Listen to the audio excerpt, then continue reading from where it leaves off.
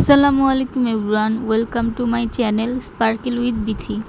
আজকে আমি আরও একটি শর্ট রিভিউ দিব Clean and Clear Dual Action ময়শ্চারাইজারের। এটা বিশেষ করে যাদের অ্যাকনি বা স্পট আছে তাদের জন্য।